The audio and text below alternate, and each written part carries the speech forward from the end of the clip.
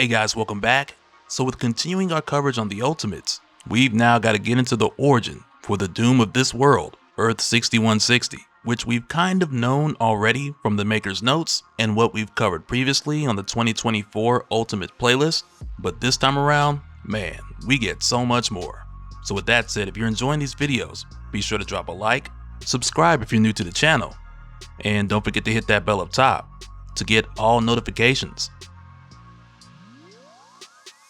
Alright, so leading up to this, when we were introduced to Earth 6160, back when we covered Ultimate Invasion and the Ultimate Universe, from the beginning we were given a reminder of how dark things can get with the Maker. Because when Ultimate Invasion started out on Earth 616, we saw how the Maker put together this specific team to break him out of his confinement, just so he could reward them by gruesomely merging their bodies and DNA together to create a stand-in copy of himself so he could just walk right out of there. And what I also liked about Ultimate Invasion was how it leaned further into the idea of how much both Reed Richards and the Maker disliked one another, in addition to us seeing a bit of how 616 Reed was afraid of the guy. Because with Reed being the smartest man in the universe, the Maker's just another version of him from Earth 1610, who's evil. And it terrified him to know what someone with that much intelligence and bad intent could do, because Reed already knew what he's capable of, which is why at the time nobody knew better than Reed how dangerous the Maker was.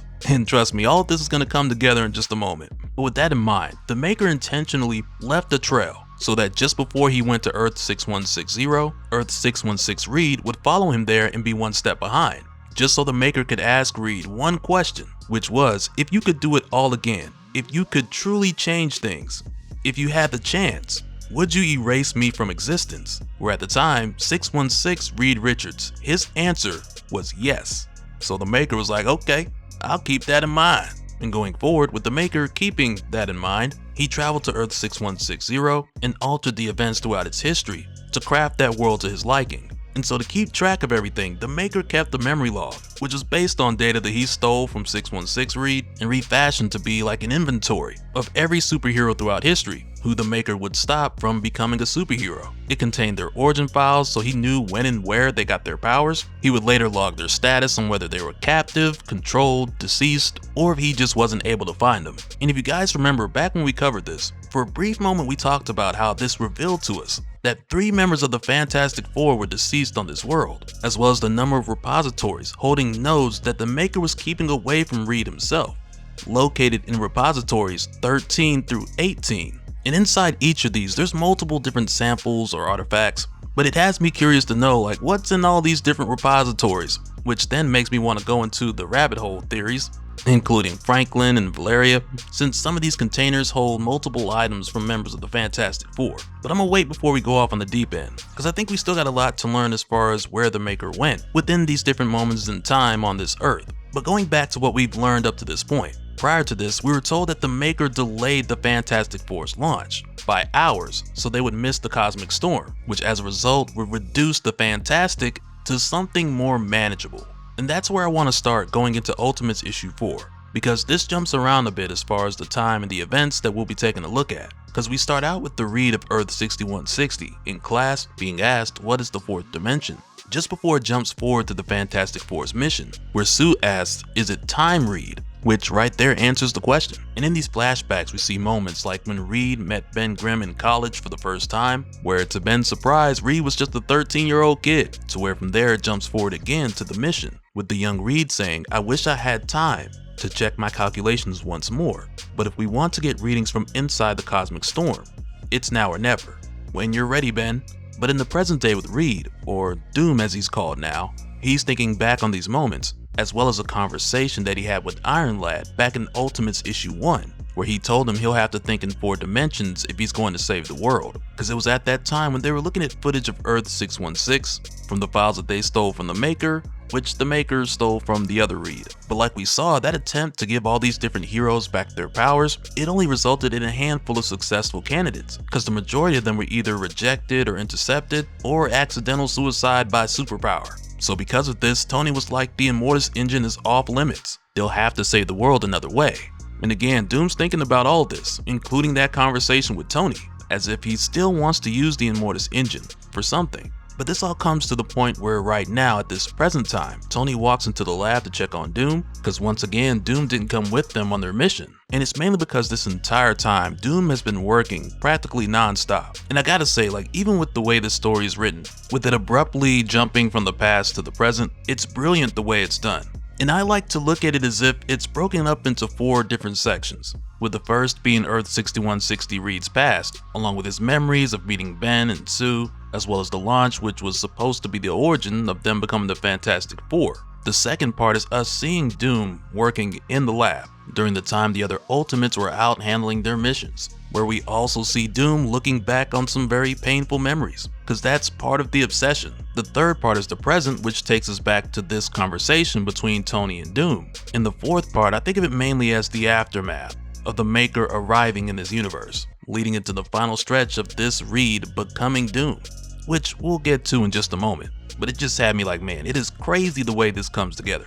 But for a moment here in the present, Tony asks Doom what happened to his hands. So Doom tells him he injured them in an experiment, which then has Tony asking, well, what were you doing?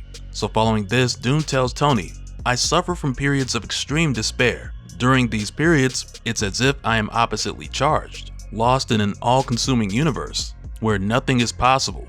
I call it my negative zone, which is really intriguing. And I'm pretty sure we're going to see that play a huge role as far as the decisions we see Doom make over the next upcoming 14 months, leading up to the Maker's return. So in response to this, Tony tells Doom that he's sorry, but even still, that's not an excuse. So Doom just tells him right there that he understands that he'll try to communicate better in the future. But right after this, we go back with Doom looking at the footage of the incident when he told the others they missed the storm and his calculations must have been off, and things only went downhill from there, with Johnny becoming the Human Torch, but not the kind with powers, with him literally being burned alive. And when they got back, the residual effects were just getting started. Because after seeing this, we go back to a moment where the younger Reed was being screened for security clearance, which is standard procedure, where at the time he was asked if he had done anything in the past 6 months that would jeopardize the secrecy or success of this project, which at the time for the younger Reed, nothing seemed to have been out of place. But jumping forward to after the incident, when him, Ben, and Sue returned, they were being faced with charges and the possibility of going to jail for the rest of their lives. And this destroyed Ben, because going into this, Ben Grimm was extremely proud to be piloting this shuttle. His grandfather flew planes in World War II, so Ben wanted to do something substantial in history as well. But after this tragic incident, he would only go down in history as a failure, and that was something that Ben just could not live with. And in the case of Sue, who was the love of Reed's life, she soon after fell terminally ill as a result to the stray cosmic radiation that she was exposed to from their exploration. So now going back to the present day conversation between Tony and Doom, hearing this has Tony like, well, you know, if you need someone to talk to, my dad made this thing that could help. But Doom's just like, work on Project 4 continues, just like they discussed. But as it stands, Tony thought Doom had moved on from that. So Doom more or less tells him, no, this is what you asked for. Because Doom tells him, I bend cosmic forces to my will, Iron Lad. Extra precautions are required to avoid unnecessary loss of life. Careful means slow. That is what you said you wanted, is it not? Because again, with it being their mission to fix the world, in addition to Tony saying time travel's off the table after that plan went wrong in more ways than it went right, this is Doom showing Tony that he's been working on a way for them to move forward and avoid the disastrous results they saw before, though I imagine Doom isn't completely done with the past. But that's a conversation for another time. So from here, Doom lets Tony know that he's made progress, but he goes on to say, I'm having trouble finding the correct composition and dose of cosmic radiation. The mutations are highly unstable. The mice keep dying. So Tony offers to lend Doom a hand with the research, only for Doom to turn it down. So he tells Tony, I've been studying cosmic energy all my life. You do not have the expertise.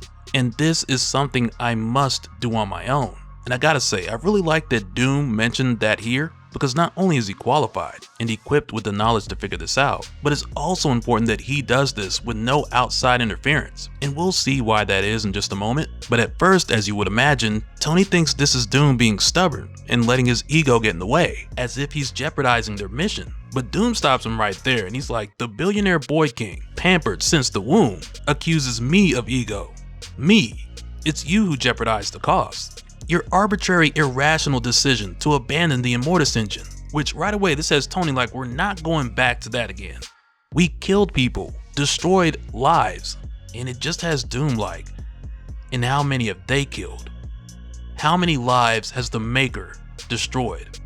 And following this, we go back to when the Maker took the younger Reed to the city after the incident. And because the Maker can use time to his advantage in the city, he used it as a tool to confuse and torture Reed and undergo the final stages of his process of turning this Reed into Doom. And while they're inside of the city, the Maker can take as long as he wants. But even leading up to now, the Maker set this tragedy in motion mainly for the purpose of getting the Fantastic Four out of the way, which falls in line with him wanting to get rid of superheroes on this world. But in the case of the Reed Richards of this Earth, the Maker had something very special planned for him. And I like to think that this has a lot to do with the Maker waiting on 616 Reed, just to ask him what would he do if he had the chance to do it all again. Because it's here where we find out, leading up to the launch, the Maker altered Reed's calculations so that they would miss the cosmic storm by hours. And as you might imagine, with the Maker also being Reed Richards from another reality, the handwriting is 1-to-1. And during the final stages of this process, with the Maker making Reed into Doom, this whole time we see the Maker referring to Reed as Doom. So at first, Reed is like, no, there's been a mistake. My name is Reed. Only for the Maker to tell him, I am the Maker. I do not make mistakes. And through the course of this process, you can just tell that every step is excruciatingly painful. But the Maker goes on to say, you make mistakes, don't you, Doom? Mistakes that kill friends, ruin lives, mistakes that blow up in your face. That's you, Doom. And mind you, at this point, Reed is still holding on to who he is. But as this torture continues, he becomes unrecognizable. As the Maker goes on to say, Doom is your name. I'm as sure of it as I am my own. Everything you touch, everything you are, everything you love, all doomed. Accept this and be free. Doom is what you bring. Doom is who you are. Now say it. Who are you?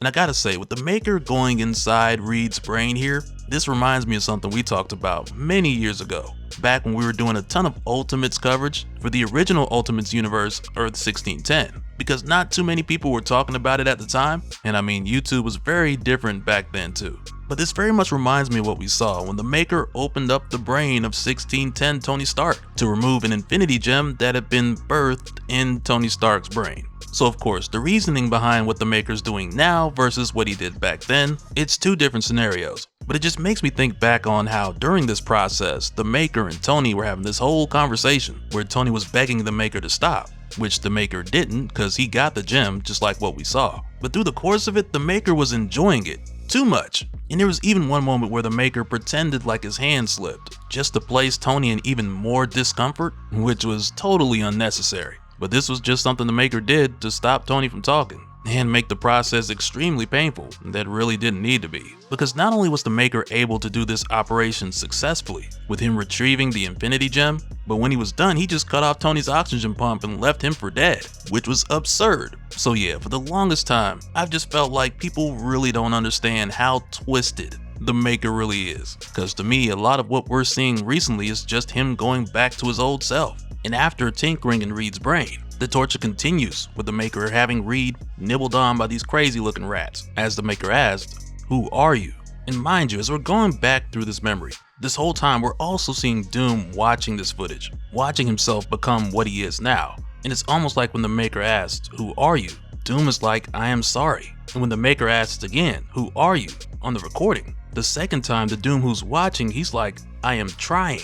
As he watches the moment when the searing mask was first placed on his face, just before he said to the Maker, I am Doom, for the first time. But going back to the present day conversation between Tony and Doom, Tony tells Doom not to lecture him, and it almost looks like Tony's about to say how he's lost his father, but Doom cuts him off mid-sentence like, you've lost nothing. You don't know the meaning of the word. Perhaps one day you will, but Anthony, I really hope not. But this dispute de-escalates rather quickly when Doom goes to grab one of the lab mice and show it to Tony like, look, because everything Doom's been through, it's brought him to a place where he'll do anything to make things right. And it's almost like it's to a level of obsession. But as it stands, the solution keeps slipping through Doom's fingers. And the reason why is not necessarily his fault. Because next he tells Tony, yes, I would tear this world down stone by stone to make it right again. But it slips through my fingers. So I am trying things your way. For now. And really it's that for now part that has me thinking that we're gonna get to a point where Doom, he's just gonna do it his way. But after saying this, he just tells Tony, never mind.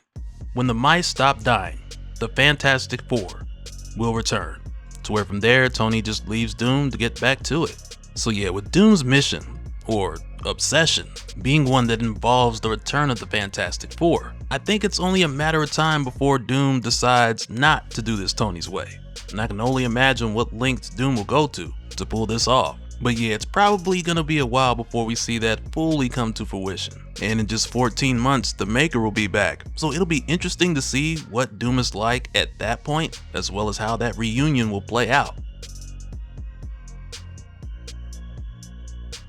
And so now real quick, I want to give a special shout out to all the patrons. Thank you guys for all of your support. And for anyone who's new here, who wants more information on how to support the channel, I got a link below where you can go to patreon.com/dopespill. But that'll do it for this one, guys. Let me know your thoughts down in the comments below, and we'll do it again on the next one. Alright, later.